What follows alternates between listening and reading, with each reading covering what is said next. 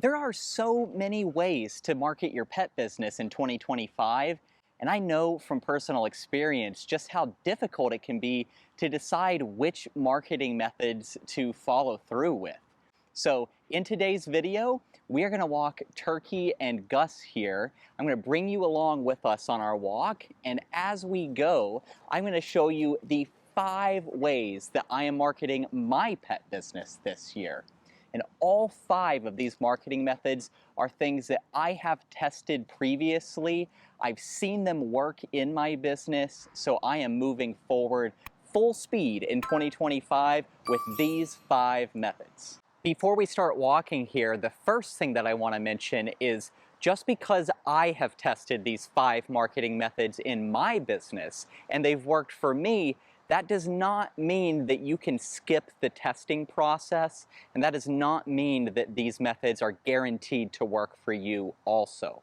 What I do and the way that I do it may look different for you, but I can tell you that these 5 marketing methods are things that I have been doing for years and things that I have seen to work with many other businesses. So with that being said, I will ask you to quickly hit that subscribe button and then drop a comment down below with your favorite marketing method. I am going to give you these 5 marketing methods in order of importance according to how well they have worked in my business.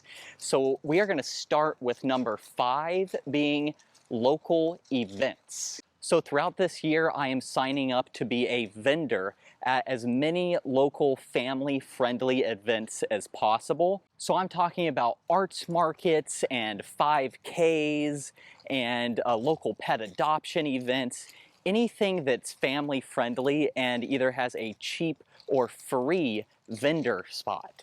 I do have a full video here on the channel showing exactly how I go about local events, so I will link that down in the description below. But one of the most common questions I get about events is how I find them.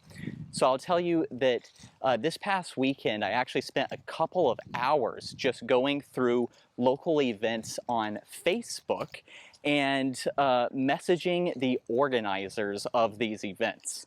Several of the events that I messaged did not have any information about being a vendor on their website or on the event page.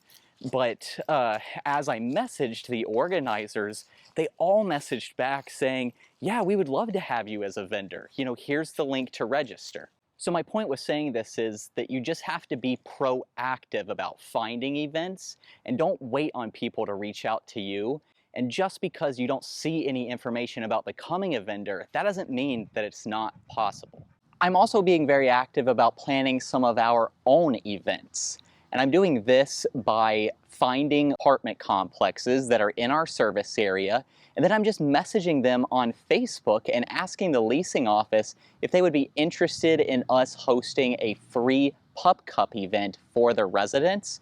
We've done a few of these so far, and they have turned out really well for us. My number 4 marketing method is lawn signs. So this is something that I tested for the first time last year, just with signs in my own yard and some of my family members' yards. And I saw that that really helped us get more traction in those neighborhoods. So what I'm doing is I'm ordering lawn signs that say, my dog loves their dog walker, and my cat loves their cat sitter, and a few different designs. My number 3 marketing method is wearing my branded shirt everywhere that I go. And if you've watched my other video on different ways to market your pet business that I put out a couple of years ago, you know how adamant I am about never leaving the house without your merch. And this is something that, you know, when I was starting my business, I was really on top of this. I never left my house without my branded shirt or a hat or a hoodie or something.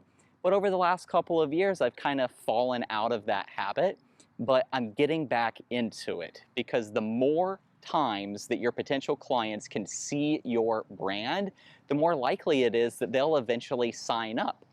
You know, I talked in that other marketing video about the rule of 7.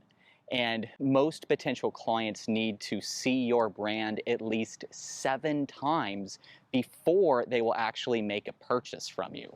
Just earlier today, I went to a local coffee shop to work for a little while. And as I was ordering my coffee, the lady behind me read the back of my shirt and said, "Oh, wow, I followed you on Instagram a while ago, and I just haven't had a chance to use you yet. I'd love to get to know more about your services and how I get set up."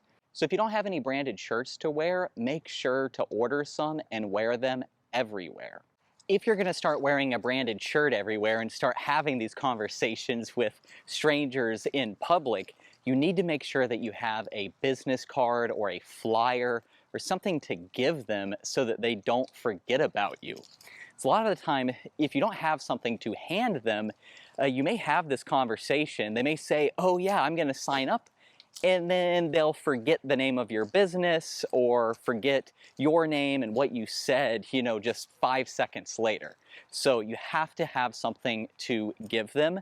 Or better yet, just ask for their phone number and text them the link to your sign-up page right then and there as you are talking to them. My number 2 marketing method is really leaning into our web presence and making sure that we are showing up in Google results. As you have heard me say in multiple of my previous videos, I think it is crucial to have a website and to have a Google business profile for your business. That's how you're able to show up in Google searches when people type in, pet sitter near me or Jacksonville, Florida dog walker.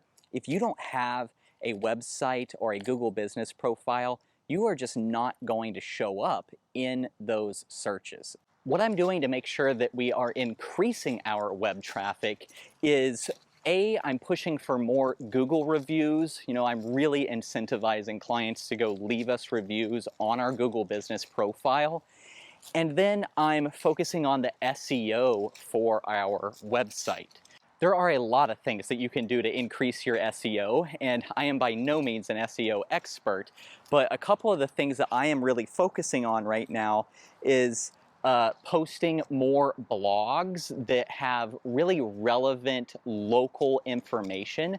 So some of our most recent blog posts look like a list of local pet-friendly restaurants, and another post has been local emergency resources for pet parents with the contact information to all of the local pet emergency hospitals.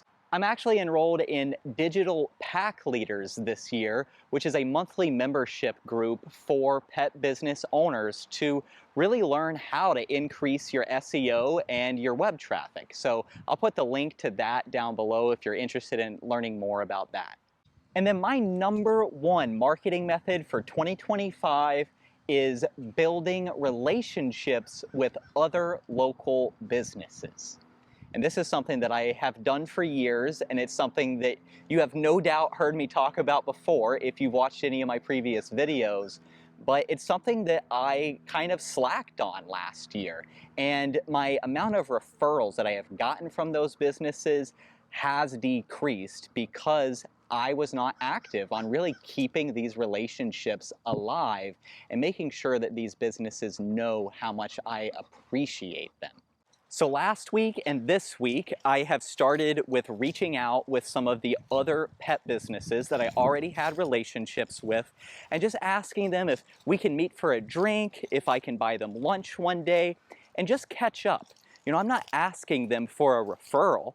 I'm truly building a relationship and really trying to see how and where and when we can both help each other succeed. So a couple of days ago, I met with a boarding and daycare facility that I've referred back and forth with. And this week, I have meetings lined up with a local groomer and a poo scooping company. And then after I have met with a lot of the local pet care businesses that I've networked with previously, then I'll reach out to any new pet care providers that I have not met yet.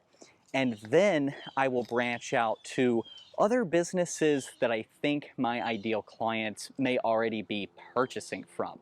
So I'm thinking about home cleaning companies, landscapers. And this isn't something that I'm just doing this week and next week. I've actually gone ahead and blocked off one day each quarter of this year to really dedicate time to keeping these relationships alive. I'll be doing it at least 1 day per quarter. Ideally, I'll be doing it once per month, but I've kind of set the once per quarter as my minimum requirement for this year. One question I often get is, how do I reach out to these businesses and how do I start the relationship? My biggest advice to you is to just not overthink it. Just shoot them a message on Instagram or even pick up the phone and call them and say, hey, my name's Doug. I'm a local pet sitter and dog walker, and I would love to get to know you. I'd love to see how we can help support each other. Are you free to grab coffee one day? And just see where the conversation leads from there. I am going to be trying some other marketing methods this year. These aren't the only 5 things that I'm doing, but these are the 5 most immediate things, and these are all things that you can do too. So I hope this video has been helpful. I hope 2025 is a great year for you, and make sure to hit that subscribe button so you don't miss out on my weekly videos. I am posting videos here on the Doug the Dog Guy channel every Wednesday in 2025. With that, I'm Doug the Dog Guy, this is Turkey Bird, that's Gus, and we are reminding you to stay positive.